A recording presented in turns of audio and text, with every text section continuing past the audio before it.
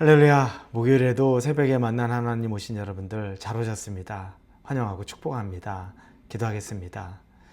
하나님 감사합니다. 하나님의 날, 우리에게 선물로 주시는 이 날, 우리가 의미 있고 또 감사하며 힘있게 보내기를 원합니다. 매일매일 루틴처럼 살아가는 것이 아니라 새로운 날이라는 감격과 기대로 살아가기를 원합니다. 그러기 위해서 하나님이 주시는 능력 필요합니다. 세상에 넘어지지 않을 근력이 필요합니다. 영적인 근력을 우리에게 말씀을 통하여 주시옵소서. 기대하며 감사하며 예수님의 이름으로 기도합니다. 아멘. 우리에게 주신 하나님 말씀 같이 보겠습니다. 말씀은 히브리서 11장입니다. 히브리서 11장 11절에서 12절 말씀입니다. 히브리서 11장 11절에서 12절입니다. 우리 함께 보겠습니다. 믿음으로 사라 자신도 나이가 많아 단산하였으나 잉태할 수 있는 힘을 얻었으니 이는 약속하신 이를 미쁘신 줄 알았습니다. 이러므로 죽은 자와 같은 한 사람으로 말미암아 하늘의 허다한 별과 또 해변의 무수한 모래와 같이 많은 후손이 생육하였느니라. 아멘. 하나님은 아브라함의 믿음을 기뻐하셨죠. 그의 순종을 기뻐하셨습니다. 그리고 하나님은 그 아브라함에게 또 선물을 주기를 원했습니다. 그를 통해 민족을 이루어가기를 원했던 거죠. 그의 태를 통해서 하나님께서 큰 민족을 이루어가겠다는 겁니다. 그래서 창세기 12장 2절에 보면 이렇게 쓰여 있습니다. 내가 너로 큰 민족을 이루고 내게 복을 주어 내 이름으로 창대하게 하리니 너는 복이 될지라. 그런데 창대하게 되는 문제가 아브라함에게는 한 가지 있습니다. 그 뭐냐면 자식이 없다는 겁니다. 아직 자녀가 없었습니다. 아브라함은 믿음을 가지고 있었죠. 그래도 이 말씀을 붙잡고 하나님이 나에게 우리 가정에게 복을 주시고 나중에 창대하게 하리라. 그런데 시간이 지나면서 자녀가 생기지 않는 것에 대한 한계를 느끼게 됩니다. 어떻게 보면 당연하겠죠. 나이가 벌써 많이 들어가고 있는데 그의 나이가 80이 넘어가고 있는데 자녀가 없으니 그냥 막연히 내 자녀가 생기는 건 이제 끝인가 보다라고 생각을 할 수밖에 없었을 겁니다. 그러던 차에 그가 생각하던 것은 지금 어차피 자녀가 안 생기면 내게 있는 종 중에 한 명인 엘리에셀이라는 그 종을 통해서 또 내 이 가문을 이어가야 되겠다라는 생각을 합니다. 근데 이 이야기를 하는데 그 마음 안에는 좀 원망이 섞여 있습니다.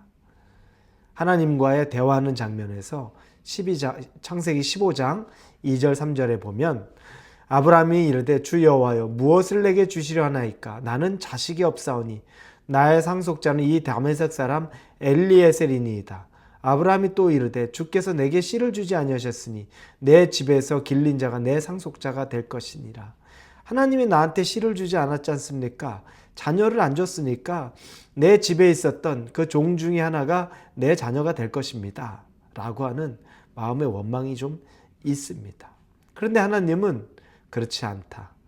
너의 자녀, 직계 자녀, 즉 너의 씨로부터 네 후손이 태어날 것이다 라고 하는 얘기를 하나님이 하십니다. 엘리에셀은 아니라는 겁니다. 하나님 눈에는 엘리에셀은 보이지 않습니다. 여러분, 하나님 눈에는 엘리에셀은 계획에 있지 않습니다.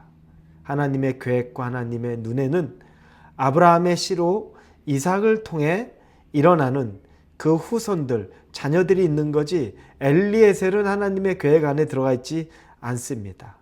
여러분, 우리는 하나님의 눈에 보이는 것대로 우리가 믿을 수 있는 그 믿음이 좀 필요합니다. 내 지금 눈앞에는 나에게도 엘리에셀밖에 없습니다. 지금 이 엘리에셀 이거 정도로 해야지 이 정도지 뭐 내게 베풀어진 건. 그런데 하나님이 엘리에셀을 눈에 두고 있지 않다면 여러분도 엘리에셀을 눈에 두고 있으면 안 됩니다. 이게 우리에게 필요한 믿음의 영역 중에 하나겠죠. 사람들은 다 보이는 것만, 그것만 가능하다고 여기는데 하나님은 그렇게 보지 않은 겁니다. 가장 현실적이고 가장 당연한 정도, 그러나 하나님은 그걸 현실적이고 당연하게 여기지 않는다는 것입니다. 그러니 지금 우리에게 필요한 건 하나님의 눈으로 우리도 바라보는 겁니다. 여러분 가족권을 놓고 기도하십니까? 그런데 꼼짝도 안 하고 있는 여러분의 가족을 보면 어떻습니까? 불가능해 보이죠. 그러나 하나님의 계획이 있다면 그것은 하나님의 때에 가능하게 됩니다. 상상하지 못한 때 가능하게 됩니다. 여러분 진로를 놓고도 여러분이 기도합니까? 그런데 지금 여러분 앞에 아무것도 펼쳐진 게 없습니까? 여러분 자녀를 놓고도 기도하는데 자녀는 아무리 봐도 이 녀석이 뭐가 잘 될 구석이 없습니까? 가정을 놓고 기도하는데 여러분의 가정이 회복될 기미가 안 보입니까? 여러분의 교회를 놓고도 기도하는데 여러분의 교회가 건강해질, 성장해질 기미가 안 보입니까? 이때 우리에게 필요한 게 하나님의 눈으로 보는 겁니다. 여러분이 여러분의 눈으로 아무리 봐도 엘리에셀밖에 안 보일 텐데 그건 하나님의 계획은 아닙니다. 그때 하나님이 뭘 보고 계시는지를 여러분도 볼 수 있어야 한다는 거죠. 이게 아주 중요한 겁니다. 자, 그런데 시간이 지나면서 우리는 자꾸 그냥 마음이 무너집니다. 그러면서 이 아브라함보다 아내 사라가 먼저 마음이 그냥 포기가 됐죠. 그러면서 자기 여종 아브라함에게 자기의 여종을 줍니다. 그리고 나서 동침하게 하고 자녀를 낳으려고 하죠. 그게 바로 하갈을 통해서 아브라함의 나이가 86세에 이스마엘을 얻게 하는 일이 생긴 겁니다. 이것도 하나님의 계획에 없던 겁니다. 그들의 엘리에셀부터 조금 더 견뎠더니 도저히 안 되겠다 해서 한 것이 하갈을 통한 이스마엘을 얻는 것. 그게 바로 이들의 할 수 있었던 어떻게 보면 최선이라고 하지만 한계점인 것입니다. 그런데 하나님은 이 모습을 기뻐하지 않았죠. 그래서 그때부터 하나님은 13년 동안 그들에게 나타나지 않습니다. 99세가 될 때까지 하나님이 그들에게 나타나 대면하지 않습니다. 그리고 99세가 되었을 때 하나님이 비로소 나타나서 하신 첫 말씀이 창세기 17장 1절에 나는 전능한 하나님이라 이렇게 말씀하십니다. 나는 전능한 하나님이라. 너희가 나를 믿지 못해서 너희 스스로가 그런 일을 했는데 난 전능하다. 난 못할 것이 없다. 이게 13년 만에 하나님이 나타나셔서 하신 첫 말씀입니다. 하나님은 계속 그들을 보고 계셨지만 때에 따라 하나님이 기뻐하지 않은 그 시간을 지내고 나서 난 지금이라도 99세가 되었지만 지금도 할 수 있는 것이 바로 나다라는 걸 하나님이 선포합니다. 그리고 내가 너로 내년 이맘때 아들을 낳게 하겠다고 말합니다. 그때 사라가 비웃습니다. 창세기 18장에 보면 나오고 아브라함이 비웃습니다. 창세기 17장에 보면 나옵니다. 이 둘이 비웃습니다. 그럼에도 불구하고 하나님이 그들의 비웃음을 지나치고 정말 그들에게 자녀를 줍니다. 아들을 낳게 해주죠. 100세에 그가 아들을 얻었던 겁니다. 여러분, 이들은 믿음이 없습니다. 그런데 오늘 히브리서를 보니까 이들의 믿음을 얘기합니다. 히브리서 10장 보십시오. 믿음으로 사라 자신도 나이가 많아 단산하였으나 잉태할 수 있는 힘을 얻었으니 이는 약속하신 일을 믿으신 줄 알았습니다. 사라가 믿음이 없어 보였잖아요. 근데 왜 믿음이 있다고 얘기했던 걸까요? 이걸 좀 이해하려면 우리가 아브라함의 조카 롯을 좀 봐야 됩니다. 롯은 자기 삼촌과 떠나면서 눈에 보이는 좋은 곳, 소돔과 고모라 땅으로 갔죠. 믿음이라고는 사실 있지 않았던 걸 우리가 봅니다. 하나님을 그렇게 크게 경외한 것 같지 않습니다. 그런데 베드로 후서 2장에 보면 이렇게 쓰여 있습니다. 2장 7절 8절입니다. 무법한 자들의 음란한 행실로 말미암아 고통당하는 의로운 롯을 건지셨더니 이는 의인이 그들 중에 거하여 날마다 저 불법한 행실을 보고 들음으로 그 의로운 심령이 상함이라. 롯을 의인이라고 말합니다. 아니 그런 의인이 될 수 있는 사람은 아닌데 왜 베드로 사도는 그런 의인이라고 말했을까?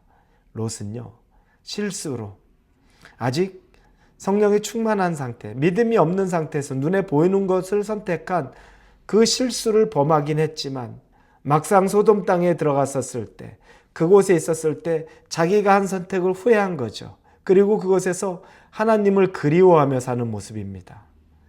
실패와 실수는 있었지만 하나님을 저버리기보다 하나님을 그리워하고 하나님을 따르려고 한 겁니다. 하나님은 그걸 본 겁니다.